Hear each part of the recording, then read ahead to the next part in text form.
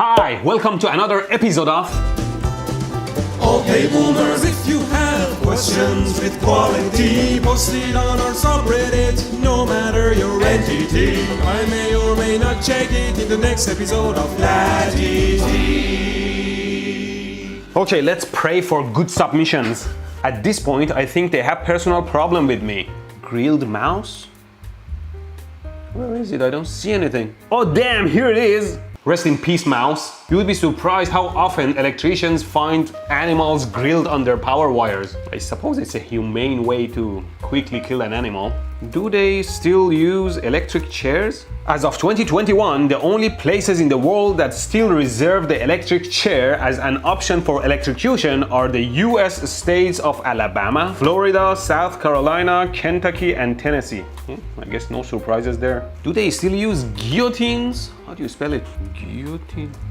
Oh, they spell them guillotines. It was last used in the 1970s. Okay. We should probably get out of this tangent of knowing how people are crucified. Do they still crucify? Yes! Let's get out of that mess. I think you need to rectify this. Free energy garbage? No, I don't need to rectify this. How many times do I have to say there is no free energy? It's funny though. Still, people come to me and say, so really, none of those free energies on YouTube are... No! Making free energy scam doesn't take skill. You need real skill? Then visit my sponsor Skillshare, the online learning community, and learn from skilled professionals. First 1,000 viewers to use my link in the description will get 1 month of free premium trial and learn something you can actually use. More at the end. Ionizing radiation igniting this arc. He has a small arc. What is that? A radioactive material? Oh, it's interesting. It seems the ionizing radiations from the radioactive material are helping to create a channel for the arc to start. Isn't that dangerous to keep that in your lab? I hope the guy is at least wearing LED shorts. It's interesting though. For a while, I didn't quite know how a ARCS generator worked. If you remember from my ARCS generator video, all these spark gaps must release their charge at the exact same time. And I didn't know how they can all discharge at the same time because the capacitors would charge at different rates and there would be different voltages across the gaps. Basically, there are a bunch of capacitors kind of in parallel that all charge with a high voltage DC. And there are a bunch of spark gaps, and when the voltage across one of them, which is the first one first, reaches high enough, an arc jumps across it, shorting it, and all the spark gaps go off at the same time. And this will put all these capacitors in series, adding up all their voltages to a very high voltage. You see the spark gaps in my ARCS generator, and I was confused because, for example, if the first capacitor reaches high enough voltage, an arc will jump across the first spark gap. That will short the voltage and the rest of the capacitors wouldn't have the opportunity to charge higher. So I did a Google to figure out why all the spark gaps go off at the same time, and I realized that the arcs generate a ton of ionizing radiations like UV or X-rays. So apparently what happens is that when the first gap arcs, it generates ionizing radiations that ionize the air in the second gap, making it much more conductive, and an arc is generated there. And in a chain effect, all the gaps go off at the same time. Well, almost the same time, depending on how fast this wave propagates. And that got me thinking, I can make these discharge gaps even wider so there won't be any discharge. And that will give the capacitors opportunity to charge to their maximum. And then maybe using an external discharge, I can trigger this chain effect and make even higher voltage anytime I want. To create the external arc, I'm gonna use my high voltage magic wand and a capacitor and charge it with the wand and create the arcs. Okay, let's give it a quick try. I'll put my external trigger capacitor. Ow! Forgotten how many times this piece of shit has zapped me. Okay, let's give it a try. Oh, it's discharging on its own. Ow! Why is it... Ow! Damn it, my capacitor is picking up charge, charging my body, and I can't turn off the power supply without getting shocked anymore. Damn it! Okay, I just hope no arcs jump to my wand. Ow, it's zapping me. Let's bring it a tad bit closer. It's not doing anything. Trying again at close proximity.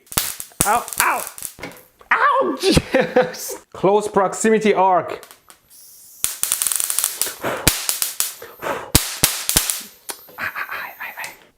Ow, damn it! Stupid capacitor. I have a feeling I have to epoxy the entire circuit except for the spark gaps for this to work better. Well, you get the idea. I don't think I need to suffer anymore for you to grasp the theory. Well, forget about the Marx generator, it's too messy. I just want to see if I put high voltage across this big capacitor here, can I trigger an arc between these legs from the radiations of an arc generated between the legs of this other capacitor. Okay, here we are. Doesn't look like it's doing anything. Ow. I think the issue, ouch, is a little bit more complicated than that. It's not arcing, but it's zapping me. Oh, jeez. Ow. Ow. Let me see if it actually generates high enough voltage. Don't shock me.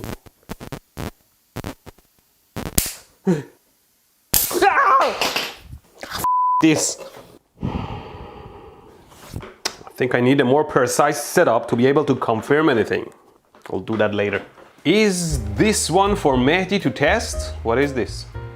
Jammer. They made a tiny circuit that jams a cell phone with 555? That's certainly rubbish. You realize nowadays cell phones work at frequencies well above 1 gigahertz? And what can this circuit do? Like 1 or 2 megahertz? It won't jam shit.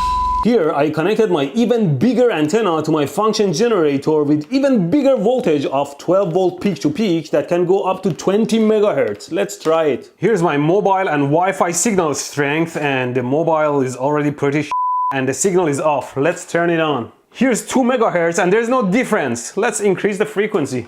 Whoop, whoop, whoop. And here's 20 megahertz. No difference. That was fake as Who needs ARCS for music anyway? Who needs flybacks when you could just play music with the inductors themselves? Yellow trace is the... Yeah, pretty much anything that has coil in it, if the windings are not secure enough, they will vibrate under the AC that is passing through them, and you can make music with it. And I've seen a ton of examples of this, that magnetic fields vibrate something like a speaker and it makes a sound. But I'm wondering if you can make it with electric force. Well, I'm thinking if you put two flexible metal plates like a capacitor close to each other and put a voltage across them, we will put charges over them that they will attract each other. So changing the voltage, we can change the electric force between these plates and vibrate them and potentially make a sound. Here I have two copper plates and I connect a 4 Hz 12 volt peak to peak signal across them.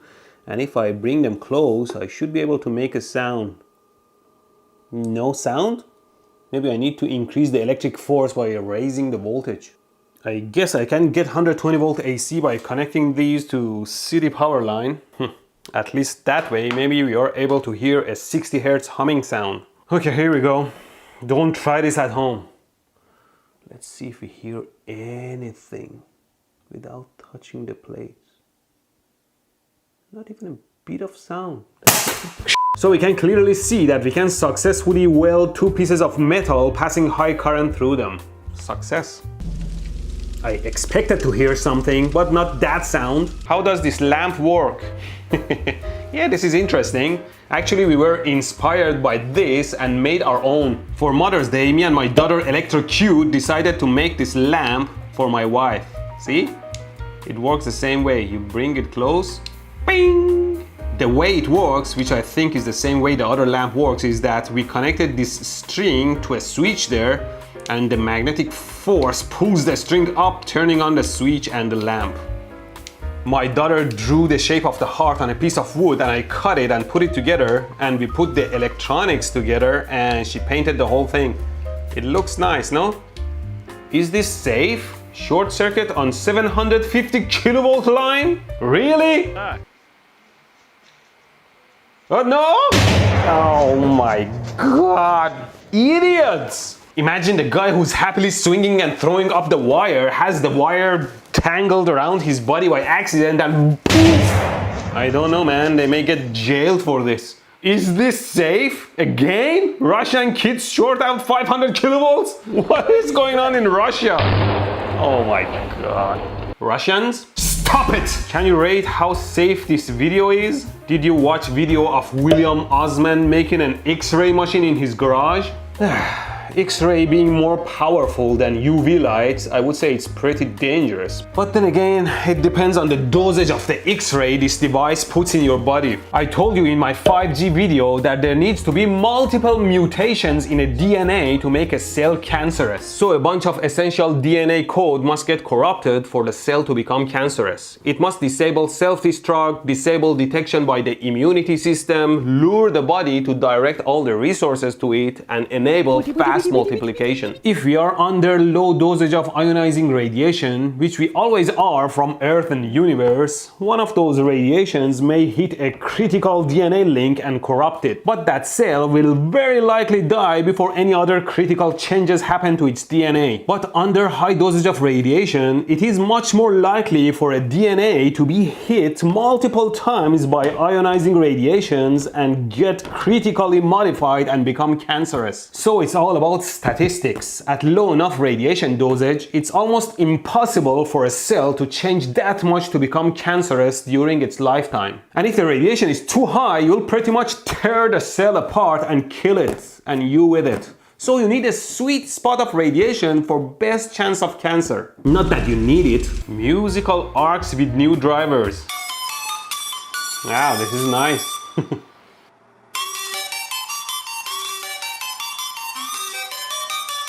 Nice to see how people are embracing high voltage in different formats. Except for those idiots who are throwing wires on high voltage lines. Mehdi in thighs animation. What is this? Looks like me, kind of. What is this? Abdul PC? Hey, wait a minute. Isn't that really me? I think I remember where it is from. Wasn't it from my railgun video? This one. It's okay, hon. Here, have some lead pellets. Oh, lead pellets? Great! I love lead pellets. It is me! Abdul PC. Guy gets 70 volts from the grounded pipe. Is this realistic? So I noticed every time I take a shower, I was getting... He said shower funny. See? So I noticed every time I take a shower... So I noticed every time I take a every time I take a shower, I was getting shocked when I would touch anything metal. So, we have the voltmeter. We're rocking 70 volts. So he's measuring around 70 volts between his tap to ground. Take it off. In the shower. Why does he say shower like that? I don't know. Well, yeah, you read some voltage there, but can that voltage deliver enough current without dropping? Okay, don't try this at home. But here, I have a 1 mega ohm resistor on live 120 volt wire, which means even if I put that resistor between live and neutral, I only get 120 microamp, nothing that can hurt me. Now, let's measure at the output of the resistor. You see the voltage is a little bit lower at 108 volts. It's still pretty high, but let's touch the output now. Bing! See? I don't feel it at all and the voltage significantly drops. So it doesn't matter if you read high voltage on something. Is there enough series resistance with that high voltage that can protect your body? I think I should be able to even put it on my tongue, but never try this. Let's see.